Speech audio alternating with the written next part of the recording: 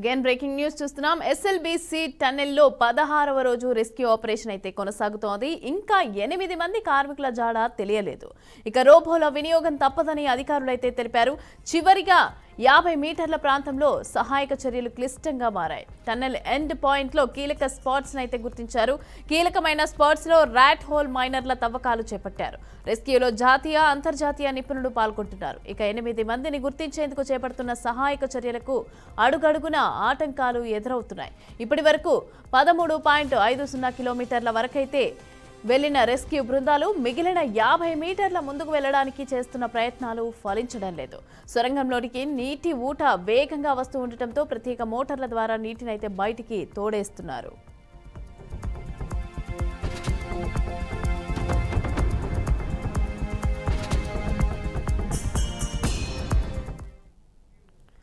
Right, 16వ రోజు SLBC టన్నెల్లో rescue operation అయితే కొనసాగుతోంది. చివరి 50 మీటర్ల లోతుకు వెళ్లడానికి అయితే క్లిష్టంగా మారినట్టుగా తెలుస్తోంది. రైట్, ఇదే అంశానికి సంబంధించి పూర్తి అప్డేట్స్ మా ప్రతినిధి శ్రీనివాస్ అందిస్తారు. శ్రీనివాస్, చెప్పండి, ఎస్ఎల్బీసీ టన్నెల్లో ఈ రెస్క్యూ ఆపరేషన్కి సంబంధించి ఏ విధంగా జరుగుతోంది? అయితే క్లిష్టంగా మారినట్టుగా తెలుస్తోంది. దీనికి సంబంధించి డీటెయిల్స్ ఇవ్వండి. గుడ్ మార్నింగ్ మమత. తెలంగాణలో ఉన్నటువంటి శ్రీశైలం సొరంగ మార్గంలో జరిగినటువంటి ప్రమాదాన్ని 18 రోజులకు చేరుతుందని చెప్పుకోవచ్చు.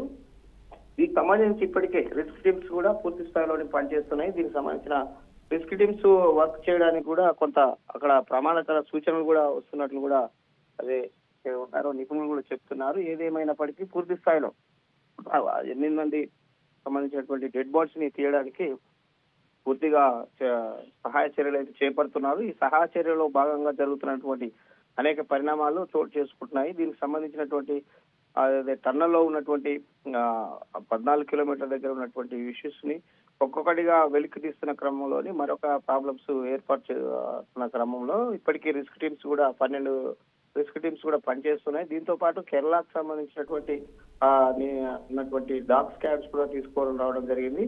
ఎక్కడైతే మృతదేహాలు ఉన్నాయో అక్కడ మార్కింగ్ కూడా చేసుకొని వెలికి తీయడానికి ప్రయత్నిస్తారు. కాకపోతే అక్కడ పూర్తిగా బురదమయం కావడంతో ఒక్కసారిగా వెలికి తీయలేకపోతున్నాం అనేది అక్కడ ఉన్నటువంటి రిస్క్ టీమ్స్ కూడా చెప్తున్నటువంటి పరిస్థితి. ఆ ప్రమాద ఘటనకు సంబంధించి ఏదైతే పార్టిసిపేట్ అవుతున్న టీమ్స్ ఉన్నాయో, ఏదైతే టెక్నికల్ ఇష్యూస్ లో కొన్ని ఉన్నాయి, దానికి ప్రమాదంగా పోయినట్టయితే ఇక్కడ ఏదైతే రిస్క్ టీమ్స్ కూడా ప్రమాదం జరిగే అవకాశం కూడా ఉన్నట్టు కూడా అక్కడ ఉన్నటువంటి సాంకేతిక నిపుణులు కూడా చెప్తున్నటువంటి పరిస్థితి. ఏది ఏమైనప్పటికీ వివిధ రాష్ట్రాల నుంచే కాకుండా జాతీయ స్థాయిలో ఉన్నటువంటి నేషనల్ డిఫెన్స్ తో పాటు ఎన్డీఏకి సంబంధించినటువంటి వారు కూడా అక్కడ పార్టిసిపేట్ చేస్తున్నారు. దీనికి సంబంధించి ఎప్పటికప్పుడు అప్డేట్స్ కూడా రాష్ట్ర ప్రభుత్వం బులెటిన్ కూడా విడుదల చేస్తుంది. కేంద్రానికి సంబంధించిన బలగాలతో సహాయంతో ఇక్కడ ఉన్నటువంటి రెస్క్యూ టీమ్స్ పనిచేస్తున్నటువంటి పరిస్థితి. మమత, పూర్తిగా ఏదేమైనప్పటికీ డెడ్ బాడీస్ ని మార్కింగ్ చేస్తున్నారు. అక్కడ ఉన్నటువంటి డెడ్ బాడీస్ చేయడానికి కూడా పూర్తిగా సహాయ చర్యలు అయితే ముమ్మరం చేసినటువంటి పరిస్థితి. గత కొంతకాలంగా అక్కడ జరిగినటువంటి కొన్ని 20 సంవత్సరాల క్రితం జరిగినటువంటి ఈ వర్క్ సంబంధించి కొంత అండర్ లో ఉన్నటువంటి కొంత డిఫాల్ట్ సంబంధించినటువంటి టెక్నికల్ ఇష్యూస్ కూడా ఇప్పటికీ బయటపడుతున్నటువంటి పరిస్థితి. ఆ రిస్క్ టీమ్స్ సహాయశక్తులకు కృషి చేస్తున్న క్రమంలో కూడా కొంత టెక్నికల్ ప్రాబ్లమ్స్ వస్తాయి అనేది కూడా నిపుణులు కూడా చెప్తున్నటువంటి పరిస్థితి.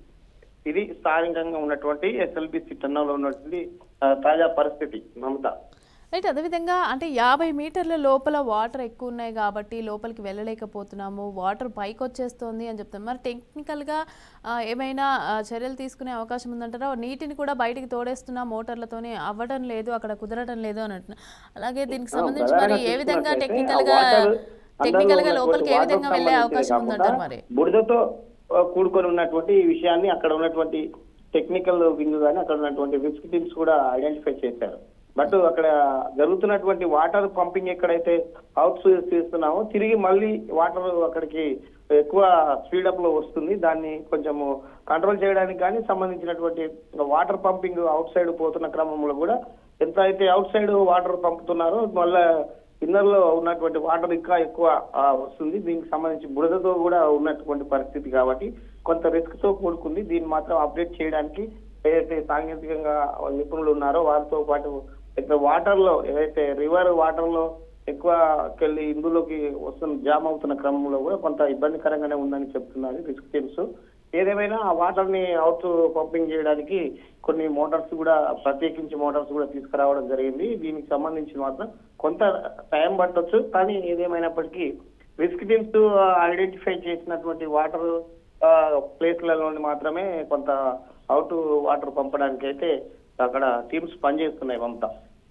రైట్. దీనికి సంబంధించి మరి ప్రభుత్వం ఏమైనా దీనికి సంబంధించి ఏ విధంగా చూసే అవకాశం ఉందంటారు?